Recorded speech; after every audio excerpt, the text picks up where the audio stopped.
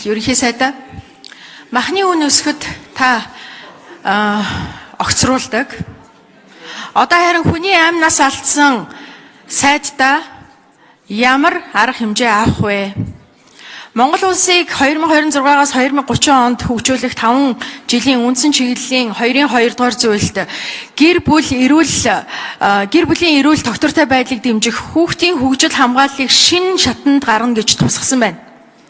Хүн төвтэй хөгжлийн бодлого хэрэгжүүлж байгаа энэ үед Баян-Хонгор аймгийн Зэвсэг түвшний 339 дугаар ангид байлдагч амнасаа алдсан ийм маш харамсалтай явдал хэрэг гарлаа штэ.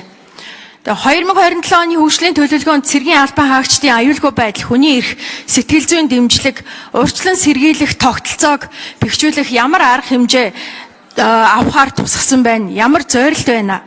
Төрөөс хүн амын өсөлт гэр бүлийг дэмжих бодлого хэрэгжүүлье. Хүүхдийн хамгааллыг шинэ төвшөнд, шинэ шатанд гаргах юм зорилт тавьсан байж. Гэтэл өөр хүүхдээ цэргийн албанд эрүүл мэндийн үзлэг шинжилгээнд хамрагдаад эрүүл гэж батлагдаад явсан хүүхдүүд нь амнаас эрүүл мэндийн дороотолд ороод байгаа ийм одоо эцэг эхчүүдийн хувьд бол энэ бол маш том итгэл аюулгүй байдлыг одоо суларсан ийм асуудал гэж. Тэгээ энэ бол батлан хамгаалахын яамд энэ салбарт чинь ер нь хяналт гэдэг зүйл байгаа мó? Хяналт байхгүй учраас энэ тэндгүү эрүүл саруул, айлын хүүгүүд эрүүл мэнд амнасаараа хохироод байна шүү дээ. Тэгээ энэ асуудлыг яаж шийдэх чинь? Наран туяа гишүүний асуултанд хариулъя. Монгол улсын үндсэн хуулиар олгогдсон ерөнхий сайдын бүр эрх аймаг орон нутгийн удирдлагууд хариуцлагагүй ажиллавал хэнтэй ч гэсэн хариуцлага ярина. Тийм учраас ард түмний ахуй амьдрал аягтай хоолоор улс төр хийж болохгүй гэж би хатуу байр суурьтай байгаа. Мах агуулгуудад нөөцөөсөө атлаа зах зээл дээр гаргахгүй барьсан асуудлыг бид шалгах хэрэгтэй л гэж би байр суурь илэрхийлсэн. Ингээд засгийн газар шийдвэр гаргаад 1400 орчим тонн агуулгад байсан махыг гаргуулсан. 6 цэг дээр одоо худалдаалагдаж байна.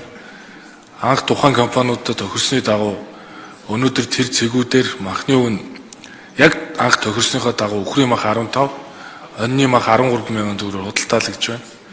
Ингэснээр зах зээл дээр энэ инфляцид гол нөлөөд байгаа махны үнийн асуудлыг тогтворжуулах арга хэмжээнүүдийг авч байна. Хүнсний тухай хуулиараа нийслэл, аймаг өөрөө махаа нөөцлөдөг.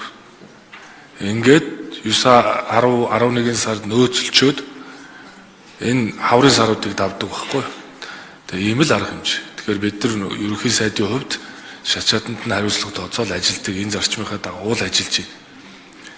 Тэгээ тэрнээс үндэслэгүй асуудал бол биш ээ. Их хурлын гишүүд болоод их хурлын бүрэн эрхэнд бол би халдаж одоо ямар нэгэн үг үйлдэл гаргасангүй. Тэгэхээр би өөрийнхөө эрх хэмжээний хүрээнд ажиллаа бол явуулж байгаа гэдгийг хэлье. За батлан хамгаалах салбарт буюу за өнгөрсөн хугацаанд бол үнэхээр одоо харамсалтай үйл явдал боллоо. Би үнэхээр их харамсаж байна. Батлан хамгаалахын салбарын бодлого үйл ажиллагаа, алдаатай удирдлагын дарамт шахалт, анги салбарын болон төрийн тусгай албан хаагчийн буруутай үйлдэлтэй холбогдтойгоор тэр зэрэг хүү амиа алдсан хэрвээ тогтоодох юм бол хинч байсан хариуцлага заавал хүлээх ёстой. Үүнийг ус төржүүлж болохгүй. Батлан хамгаалахын салбарт бол өнгөрсөн жил орчимд бол маш олон ажлуудыг бол эхлүүлсэн үү гэвэл эхлүүлсэн. Өнгөрсөн хугацаанд бол батлан хамгаалахын салбар бол илүү сэтгэлтэй ажилласан гэж би бодож байгаа. Яагаад тэгэхээр сэтгэл зүйн хөдөлгөөнд бүлгүүд цэргийн ангиудад ажиллаж эхэлсэн. 10,000 орчим албан хаагч, хугацаа цэрэг болон тэдний гэр бүлд сургалтууд сэтгэл зүйн зөвлөгөө бол хийж эхэлсэн. Одоо бол хуулийн хяналтын байгууллагууд бол тэнд шалгалт хийж байна. Цаашдаа хяналтын тогтолцоогоо илүү сайжруулах бол зайлшгүй шаардлагатай байгаа учраас цэрэг айрмаа айдсаас чөлөөлөе гэдэг реформыг баталгаа хамгаалахын салбарт эхлүүлэх тодорхой үүрэг чиглэлүүдийг бол өгсөн. Нэгдүгээрт бол хариуцлагыг улам өндөржүүлье гэж ажлыг эхлүүлсэн. Хоёрдоо бол бид нар хяналттай дабл стандартыг нэвтрүүлэх буюу ангиудын камерыг тухайн ангийн дарга биш анжин штабын нэгдсэн төвөөс 24 цагаар онлайнаар хяндаг системийг эхлүүлэх гээд захин хөгжлийн яам болон бусдын яамдуудыг оролцуулан ажиллаж байна. 3 дугаарт бол хиймэл оюун технологи суурилсан шинэ аргыг би нэвтрүүлнэ гэдгийг танд бас хэлье.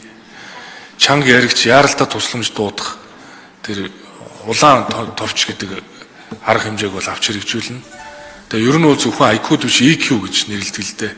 EQ рүү буюу сэтгэл хөдлөлөө удирдах чадвар гэсэн арга хэмжээнүүдийг бол авч хэрэгжүүлнэ. Тэгээ ер нь асуудлуудыг засаж залруулад урагшаа хараад явж байгаа гэдгийг бас танд хэлье. За ерөнхий сайдад бол үнэхээр нэг гайхамшигтай зан чанар байна.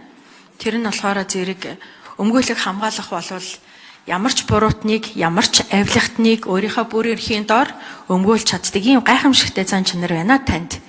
Тийм. Тэгэхээр зэрэг хүний амнаас алдчихад байхад та сэтгэлдээ ажилласан гэж хэлж байгаа чинь яг одоо энэ хүүхдээ алдсан байгаа эхийн хувьд яаж тусах вэ гэдгийг та бодоорой.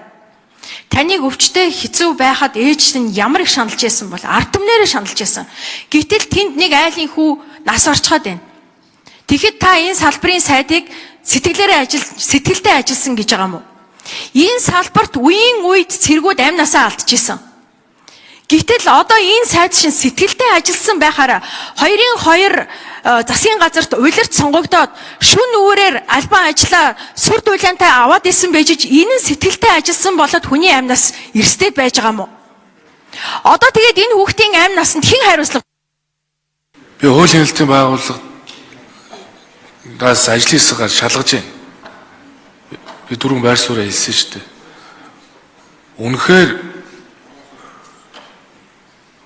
энэ батлан хамгаалахын салбарын бодлого үйл ажиллагаа алдаатай удирдлагын дарамт шахалт энэ анги салбарын болон төрийн засгийн албаагч буруутай үйлдэлтэй холбоотойгоор тогтоогч энэ амь насаа алдсан дэр нь би шалгалт явуулж байна.